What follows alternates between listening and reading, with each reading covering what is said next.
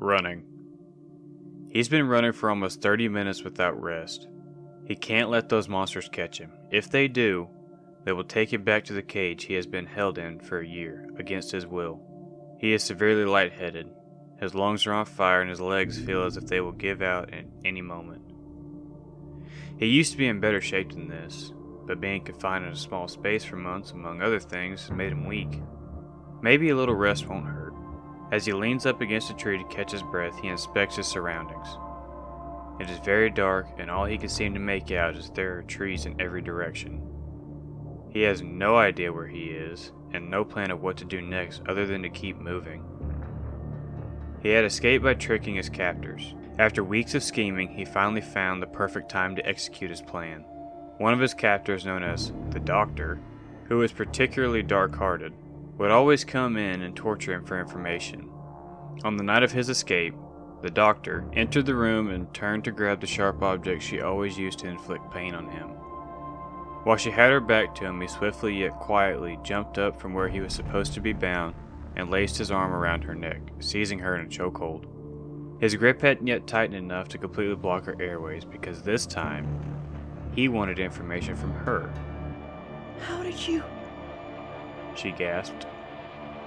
She couldn't fathom how he could have escaped his bindings, until he turned her around, forcing her in the direction of his chair. In horror, she realized that there was a hand lying in a pool of blood on the floor behind his bed. No one had been able to check on him for most of the day, and in that time he had chewed off one of his own hands in order to free himself from his restraints. He yanked the sharp object from her hand, pushed her down into the chair, and held it up to her throat. "Tell me where the exit is. Let me be free and no one will get hurt," he demanded. She did as she was told, and he jabbed the jagged item into her throat. What else is a cornered animal to do? Watching as she slumped over in the chair, he took a sigh of relief, knowing that the Doctor would never hurt anyone again. To his surprise, once he left his room, the halls were mostly empty as he made his way to the exit. He sincerely hoped the Doctor hadn't lied to him, but he prepared for that possibility. Once he successfully made it to the door, he noticed a man guarding it. As he contemplated his next move, a loud scream echoed in the distance, immediately meriting the attention of the guard, who sprinted off in that direction. As he opened the exit door, a loud alarm blared, startling him, but catapulting him in the direction of the woods in the distance.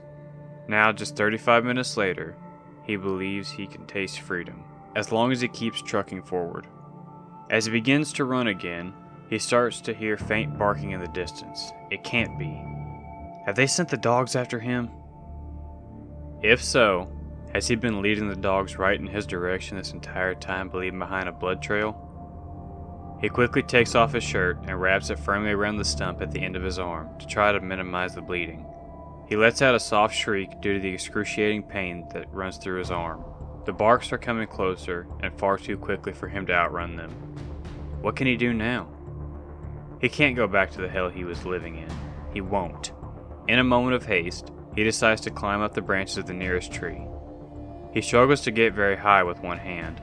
The dogs are upon him now, stopping at the tree to sniff around. They catch his scent and begin barking excitedly, looking up into the leaves of the tree where he is hiding. "They found him!" He hears a man yell beneath him. He frantically looks around, trying to figure out if his moments of freedom are numbered.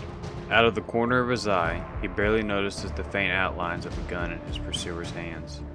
Leaping from the tree, he lands on the man. Disorientated, ears ringing, pain coursing through every part of his body as he grapples for the gun that flew out of the other man's hands when he landed on him.